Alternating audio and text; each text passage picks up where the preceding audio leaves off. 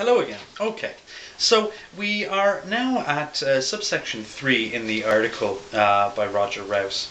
Okay, so we've gotten through the most difficult of the text so far. Now, the rest of the three subsections, so subsection 3, 4, and 5, deal with more particular readings of the phenomena that we can see. So we're going to go through these together, and we're going to flesh these out and try to find exactly what it is Roger's getting at here. Okay, in his view of this, well, this transnational reading of Mexican identity, or this understanding of satellite communities and how this exemplifies transnationalism.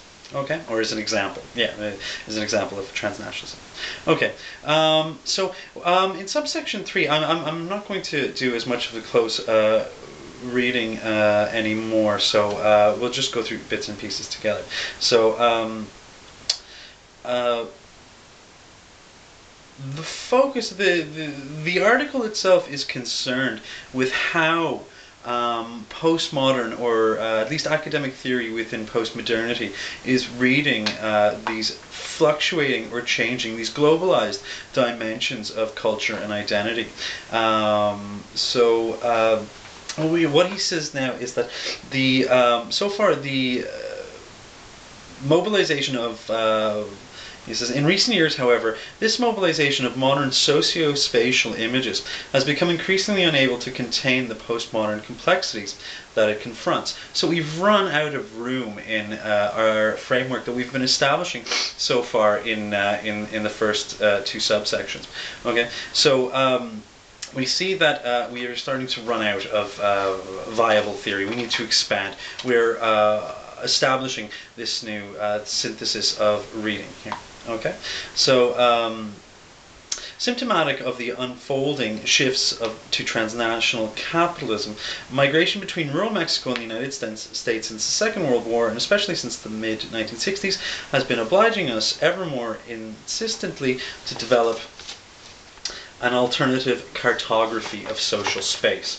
Now, this is an interesting phrase here, this idea, an alternative cartography of social space. So within postmodernity, especially our globalized, now, if we want to say the same post-World War II, but again, as we've been looking at with this idea of globalization, the importance of telecommunications and really the impact of the microprocessor and acceleration, ultimately the acceleration of communications, of global communication, which allows for these broadened and areas, not geographical or spatially limited, but these broader communities that are not necessarily as limited as our traditional notion of community or imagined community that we see in nationalism, as formulated by Benedict Anderson.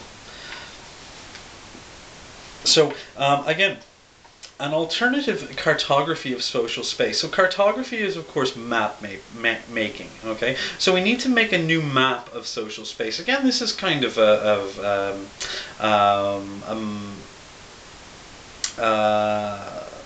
metaphor, not so much metaphoric, but an analogy. This analogous, of course, we cannot. How is it that we make a map? It's obviously not a traditional type of map where we draw and we demarcate these lines. But again, we're getting that would actually be a symbolic map, of course, because we were using these symbols that we identify as countries, what are borders, that we draw with these lines. But now we're on the level of the imaginary, or at least on the imaginary axis. We're trying to formulate a new understanding of social space. What social space is on this in this imaginary dimension. Okay. So here he continues on to discuss the relationship of a Mexican periphery village and its associate counterpart on the other side of the Mexican border, found in the United States of America. Now, please forgive my inevitable mispronunciation of the Mexican village. It's Aguililla. Aguililla. Excuse me, Aguililla. is the Mexican periphery village that he concentrates on, that he says he knows very well. Of course, this is a practical study. Okay. Now, what we can see, again, as we've been discussing this relationship, first of all, and how also this notion of periphery, center periphery, is being exhausted. Well, so far we can see in our traditional or our older, more modernist and structural or functionalist view of the center periphery. Again, we have two kind of alternative readings of the same type of phenomena of how the center periphery operates. Okay, we look at this kind of mechanizing or this inherent structure in the orbiting, the systemic nature of it as well, of course. So what we see is that this traditional orbiting of the periphery around the center and the dilution of power the further away from the center we get, we realize that there is not just one particular orbit. In fact, Aguililla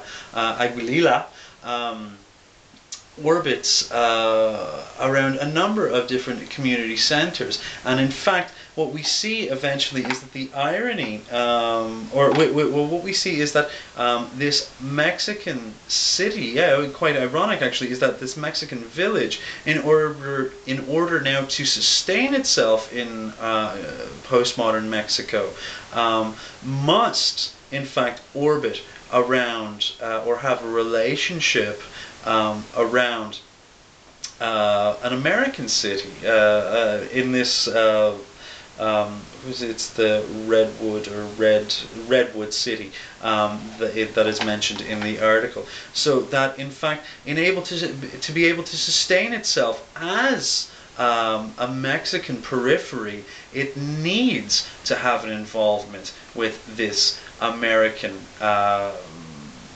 city. Okay, so quite an irony here. That in order now not only to running against our normal nationalist opposition that we see of national ego and other, we now see that it's only through the other can the ego sustain itself. So we see a bit of an extension of these ideas here, or a bit of a further push of these ideas, that now the ego not only realizes itself through the other, but in this example can only possibly sustain itself as ego with this relationship to the other. If one breaks away, it seems to fizzle apart. Now, in practical terms, why is it that this happens? Well, as we see here, that the agriculturally based village is now more dependent on certain socio-economic or political factors, again, in its less potent position as a periphery of centralized Mexico, or the center of Mexico, the political or symbolic economic center of Mexico. Okay, that this, in order to sustain or be able to perpetuate its agricultural based, and now remember, when we think agriculture, we think being locked in geographic space. Okay, because of course agriculture is embedded in land. Now we see for this community to be able to sustain itself, it now must look to satellite communities, in this case Redwood City, where it can continue or it can have a means to perpetuate its community, its sense of self, its independence. Now, as they also identify, the idea of expanding out can't happen because of other surrounding Mexican communities. So now the idea of leaving over a larger distance and